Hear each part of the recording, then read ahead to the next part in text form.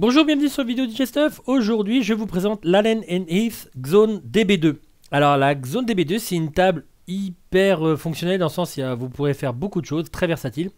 D'une part, c'est une table traditionnelle normale, vous pouvez mixer platine vinyle, platine CD, normal. D'autre part, elle contient une carte son USB donc que vous branchez directement dans l'ordinateur et qui est compatible avec Serato. Donc vous pouvez aussi, bien entendu, dès qu'on entend le mot Serato, se dire aussi du DVS, donc guidé avec un vinyle ou un CD DVS pour Serato, guider un morceau qui tourne sur Serato. Vous pouvez très bien aussi l'utiliser toute seule comme ça avec un contrôleur MIDI comme moi je fais en ce moment, c'est-à-dire que vous branchez en premier la table, détecte la certification, enfin Serato détecte la certification puis la carte son, et donc il est au niveau audio branché sur la Xone DB2 et le contrôle va se faire comme une vulgaire télécommande sur le contrôleur, mais l'audio ne passera pas par le contrôleur. Et aussi vous pouvez faire de l'utilisation de la DB2 un contrôleur aussi MIDI et aussi une MIDI clock parce qu'elle analyse le BPM et elle peut l'envoyer via la MIDI clock à l'arrière via le port USB. Voilà, c'est le petit résumé pour la DB2. Donc on va regarder la partie table de mixage normale tradi et ensuite la partie effet parce qu'il y a plein d'effets. Alors, en premier lieu, vous remarquez, il y a un petit truc qu'on voit de moins en moins souvent et qui est quand même assez génial, c'est une matrice. C'est-à-dire que vous branchez ce que vous voulez à l'arrière. Alors il faut retenir quand même ce que vous avez branché. Mais ensuite, une fois que vous avez retenu, alors j'ai mis 101, 102, 103, 104, vous pouvez très bien le mettre n'importe où comme ça ici. Donc vous pouvez, là c'est un petit exemple, mais vous pouvez vous retrouver avec deux fois la voix 2, enfin ce que vous avez branché en 2 sur la 1 et la 2. Voilà ce que ça donnerait. Vous voyez, il y a deux vumettes. Bon, moi j'en ai mis qu'un, mais vous avez les deux. C'est la petite note d'humour, c'était très drôle, j'en conviens. Donc, une fois que c'est branché ici, vous choisissez la source que vous souhaitez. Bon, alors moi je suis sur la voie 2. Donc, analogique, USB ou digital, parce qu'il y a deux entrées coaxiales à l'arrière, enfin coaxial numérique coaxial. On verra ensuite dans les connectiques, bien entendu. Une fois que c'est branché, vous avez le réglage du gain. Donc, hop, ça en musique, donc de moins 10 à plus 10. Donc, forcément là quand c'est trop fort c'est bien rouge là et ça clignote là, donc pas trop longtemps comme d'habitude, réglez bien vos gains. Ensuite une triple égalisation, alors je vérifie juste et vous allez voir c'est super top. Oui, je suis bien en isolateur, donc je vais vous montrer déjà en EQ normal les aigus, pardon, les médiums, les graves. Vous voyez qu'il y a un résiduel parce que c'est le mode EQ normal. Maintenant je vais vous montrer en mode isolator, aigu, médium, grave. Et maintenant, et ça c'est super top, en mode filtre. Et là en mode filtre, bah, effectivement il faut faire une petite manie parce que si vous le faites, alors le mieux c'est de le faire en début de set, parce que si vous le faites en plein set, vous allez avoir ça. Bah oui, forcément, parce qu'il y a déjà deux filtres, la résonance étant au milieu, il y a déjà les deux filtres qui sont activés, le passe bas et le passe haut, donc ça fait un peu bizarre. Donc le mieux, si vous avez oublié de le faire et que vous voulez le faire en plein set, vous faites une petite variante comme ça.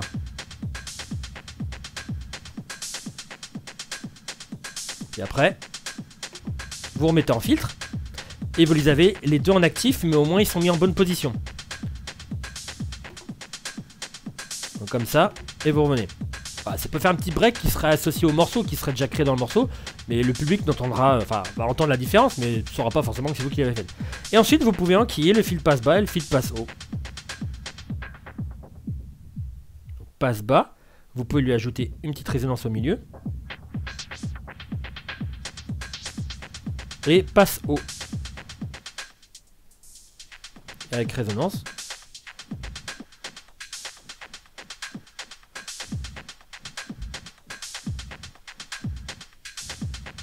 Voilà.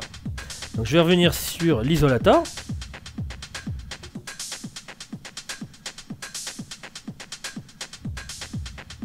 Ensuite la partie assignation du crossfader, vous pouvez le mettre soit sur la partie de gauche ou comme ça sur la partie de droite. Donc c'est l'inverse forcément. Ou alors directement dans le mix, et auquel cas il ne coupe plus rien. Le crossfader, je vais le montrer tout de suite parce qu'il est accompagné d'une courbe.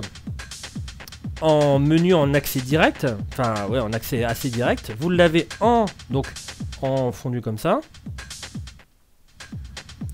en médium, ouais ça coupe pas un peu plus franchement, et en sharp.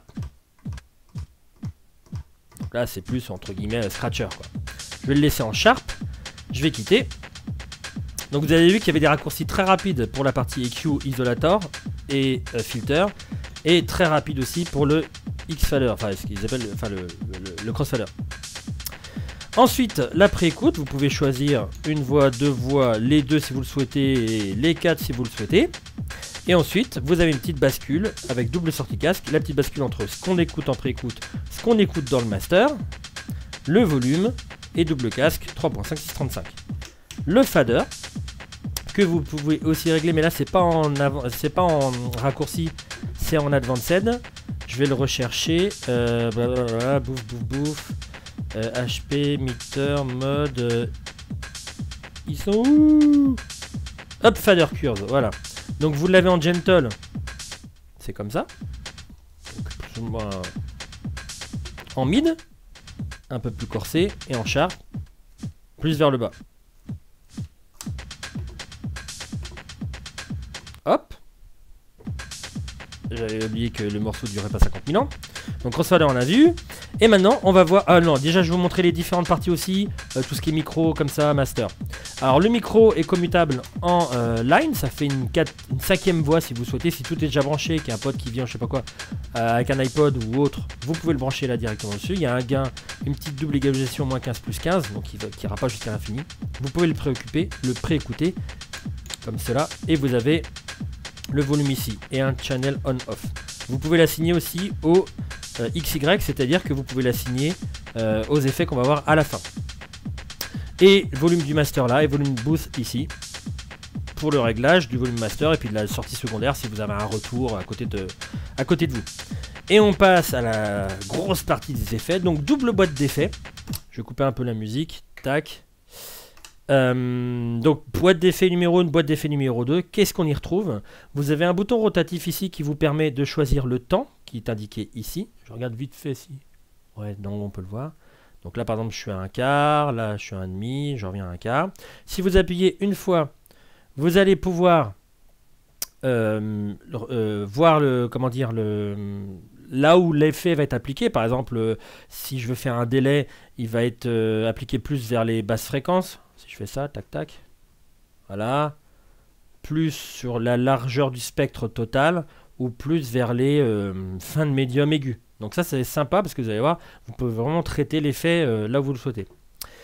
Et vous avez une petite répétition de ce que vous avez là, les EQ, vous voyez, je les ai en isolator. FX Cascade, ça c'est ce que j'ai choisi en interne. Vous pouvez choisir que les deux boîtes sont indépendantes, donc à gauche ou à droite, ou si vous voulez les cumuler. Moi c'est ce que j'ai fait que la première aille sur la seconde et sorte ensuite au master. Et là c'est le crossfader, c'est une petite répétition de vos réglages. Voilà, je vais remettre comme ça, et là pareil. Donc pareil, la boîte numéro 2 fait exactement la même chose. Donc ensuite, avec ces deux boutons là, c'est fait. Ensuite vous avez 5 banques ici d'effets. J'ai pas lu la doc, je vous dirai pas exactement à quoi ça correspond à chaque paquet, mais généralement il y a délai là, infrabasse, tout ça, je sais pas exactement à quoi ça correspond. Room, c'est des reverbs, ce sont des reverbs. Je vais mettre la arena par exemple. Ça ce sont des résonances, mode, oh pardon c'est pas comme ça, c'est comme ça, flanger, tout ça, etc. Donc ça c'est au niveau mode. Et ça, à mon avis, ça veut dire damage, donc c'est des distorsions, des overdrive, etc. Donc ça, c'est ce que j'ai mis aussi, j'en ai mis un peu à droite, enfin voilà.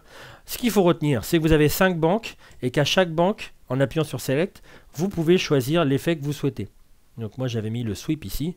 Pareil, vous pouvez faire sur la deuxième. Là, j'ai pris un phaser et un délai. On va aller parcourir sur la banque d'effets numéro 1, et ensuite, on va en associer 2 juste pour voir ce que ça donne. En musique. Donc le délai.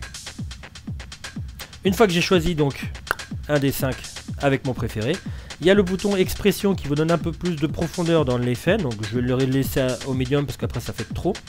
Le dry wet, ça va vous faire la différence entre l'effet et l'original de la musique. Le filter ici, parce que c'est top, en plus du fil que vous avez vu là, vous avez un filter en accès rapide ici si vous choisissez le on-off. Donc vous avez passe bas et passe haut directement sur un seul potard. Et le on-off pour activer l'effet bien entendu. Donc là, forcément si je mettais ça par exemple ici et ça là, j'aurais directement un filtre et l'effet. Donc c'est pas trop voulu, je vais le mettre à 0 et je vais l'augmenter au petit à petit.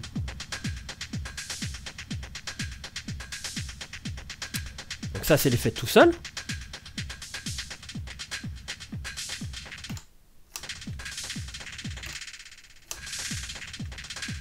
Vous voyez là par exemple au niveau expression, on règle aussi un peu la force et la longueur. Et ensuite, le fil tout seul passe bas.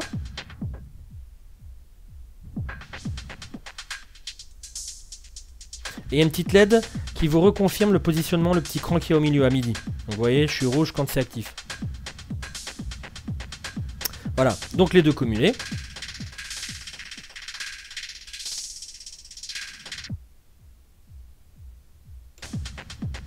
Voilà. Donc on va les parcourir. Donc là c'était au niveau, il y a plein de délais. Ici tout ce qui est reverb. Donc évidemment délai, reverb, tout ça c'est avec des effets post-fader. Si je coupe.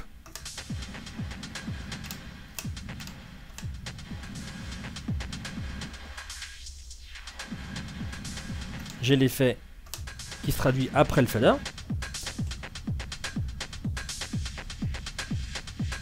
Ça, je vais en choisir un autre, il est pas top celui-là.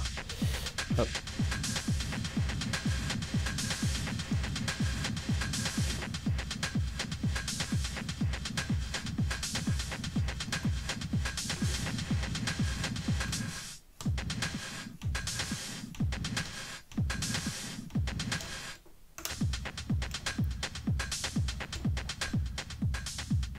Ah, les petits modes. Ah oui, alors ça, c'est tout ce qui est flanger, tout ça.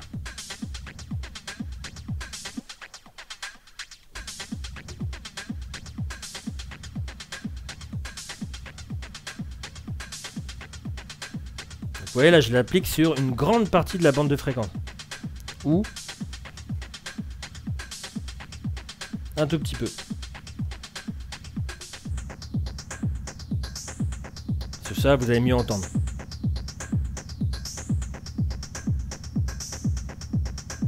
Vous voyez, il est beaucoup plus discret que si on le met sur toute la bande de fréquence. Et là c'est la distorsion.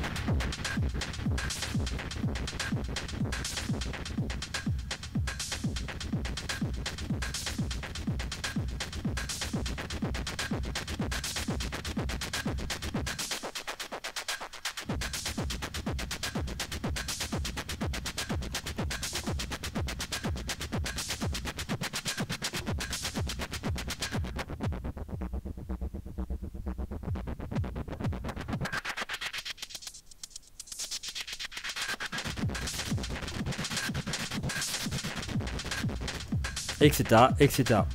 Alors voilà pour à peu près une idée de toutes les banques d'effets qu'il y a. Et vous avez aussi la possibilité de les cumuler, les deux comme je vous disais. Donc je vais prendre le sweep.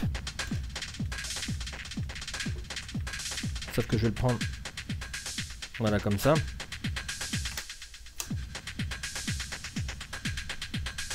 Je ne prends pas beaucoup, voilà. Et je vais le rajouter. Alors je peux mettre un petit fil si je veux. Et je vais rajouter celui-là.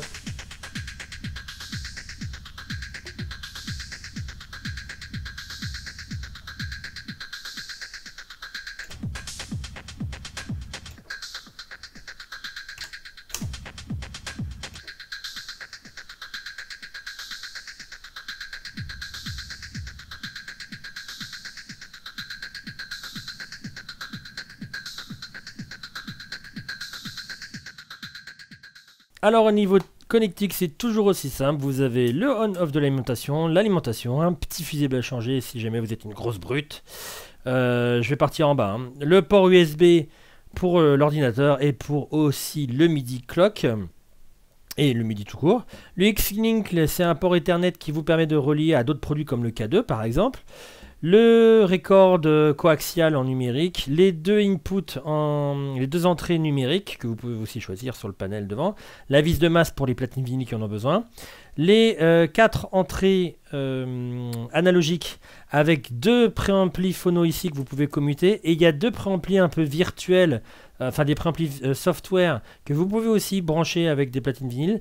C'est configurable dans la petite configuration, donc je le dis quand même. La sortie boost avec son propre réglage qu'on a vu au début de dans la vidéo. Le rec out qui peut être réglé comme je l'ai fait d'ailleurs pour la vidéo. Vous pouvez descendre, il est mis à 0 dB d'office, mais vous pouvez, moi je crois que je l'ai mis à moins 8 ou moins 5 dB, donc vous pouvez le régler aussi. Et le volume, enfin le master avec son volume sur la face avant. Voilà, donc c'était la Allen Heath Xone DB2. Si vous avez des questions sur le produit, n'hésitez pas, comme d'habitude, à me poser vos questions en dessous de YouTube, enfin de la vidéo YouTube, ou sur Facebook ou par mail. Et j'y répondrai bien volontiers. Merci beaucoup d'avoir suivi cette vidéo et je vous dis à très bientôt. Ciao, ciao!